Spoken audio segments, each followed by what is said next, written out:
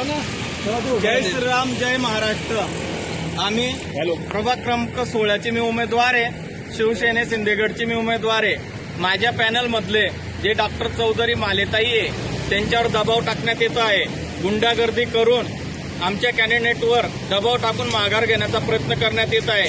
BJP ही गुंडागर्दीवर उतरलेली आहे। आता बीजेपी ही गुंडागर्दीवर उतरलेली आहे।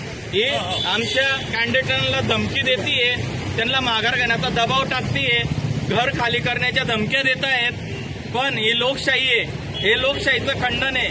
मला पूर्ण धुळे शहराला ही विनंती आहे की जिथं काही अन्याय होत असेल, जनतेने एकजुटीने आवाज उचला।